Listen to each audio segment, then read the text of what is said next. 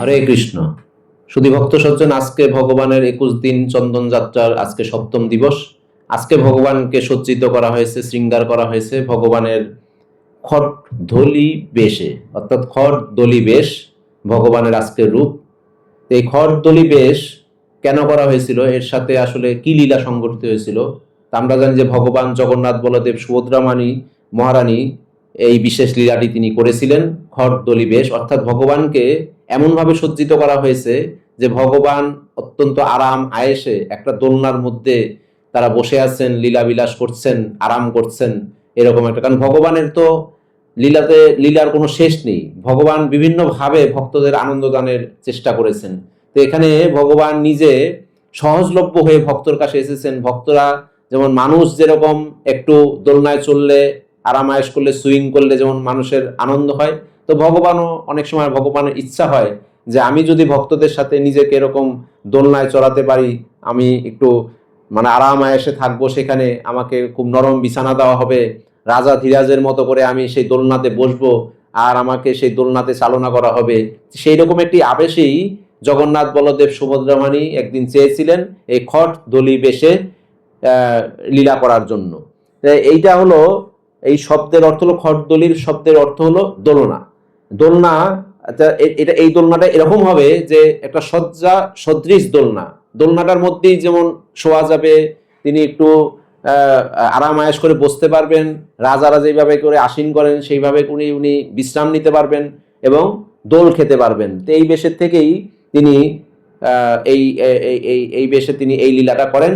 এবং ভগবানকে তখন চন্দন ফুল, বিভিন্ন সুগন্ধি ফুল দিয়ে ভগবানকে সজ্জিত করা হয়। ভগবানের সামনে তখন বিভিন্ন রকম পানীয় বস্তু রাখা হয়, খাদ্যদ্রব্য রাখা হয়। ভগবান সেইভাবে মাঝে মাঝে এরকম দোলনায় চড়তে চড়তে সেগুলি তিনি ভোগ করেন, উপভোগ করেন।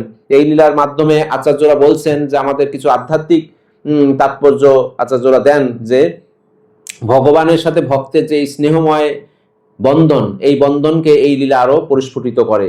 ভগবানের সহজলভ্যতা এই লীলাতে বেশি পরিস্ফুটিত হয়। ভগবান কত সহজলভ্য হয় ভক্তদের আনন্দ দেওয়ার জন্য, সেইটা ভগবান এখানে বোঝাতে চান। তো এই জন্য এই লীলার মাধ্যমে ভগবানের সেবায় ভক্ত যখন আবিষ্ট হয়, ভক্ত যখন যুক্ত হয়, তখন ভগবান দেখান যে ভগবানের ভক্তি করলে মনের প্রশান্তি, মনের শীতলতা এগুলো প্রজ্বলিত হয়। এবং তার ফলে আমাদের মধ্যে যে কাম, ক্রোধ, লোভ, মোহ, মাৎসর্য, এই সমস্ত দোষগুলো আমাদের রয়েছে, যখন নাকি ভগবানের এই লীলা আমরা মনন করি, শ্রবণ করি এবং দর্শন করি, তখন আমাদের মধ্যে সেই সমস্ত দোষগুলো, কাম, ক্রোধ, লোভ, মোহ, মাৎসর্যগুলো অনেকটা দূরে চলে যায় তখন।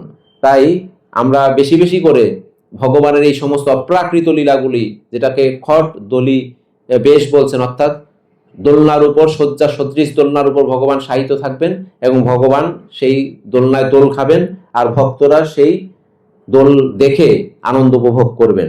তাই এই লীলা তাহলে আমাদের জন্য কি শিক্ষা দিচ্ছেন? শিক্ষা এটাই দিচ্ছেন যে আমাদের অহংকার ত্যাগ করে নিজেকে সরল করা। ভগবান অনেক সময় নিজেকে সরল করেন, এই সরল জিনিস ভগবান উপভোগ করেন ভক্তদের আনন্দ দেওয়ার জন্য।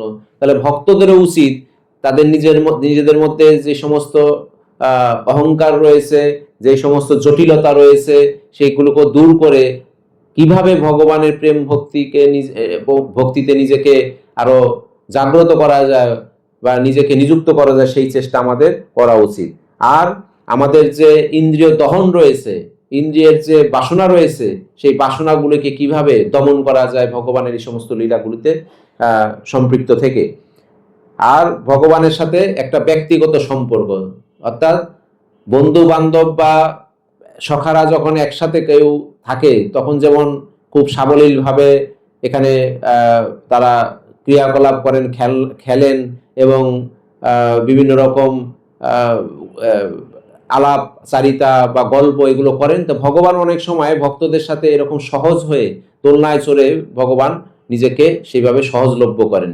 তাই এই লীলা থেকে আমাদের প্রধান যে শিক্ষা, সেটা হলো আমাদের ভিতরে যে সরলতা, সেটাকে যেন ভগবানের এই লীলা দেখে আমরা নিজেরাও এই নিজের সরলতাকে আমরা প্রকাশ করতে পারি, এবং আমাদের হৃদয়ে যেন কোনো কুটিলতা, জটিলতা, অহংকার এগুলো যেন না থাকে, এবং ভগবানের এই সমস্ত মাধুর্যমণ্ডিত লীলাগুলোকে দর্শন করে স্মরণ করে আমরা যেন আরো নিজের ভক্তি জীবনকে আরো সুদৃঢ় করতে পারি। তাই আজকে যারা মন্দিরে গিয়ে বা যারা আজকে এই অনলাইনের মাধ্যমে ভগবানের এই অপূর্ব লীলা সদৃশ যে দৃশ্য সেটা দর্শন করতে পারছেন, তাদের জীবন ধন্য হবে এবং অবশ্যই তারা ভগবানের কৃপা প্রাপ্ত হবেন।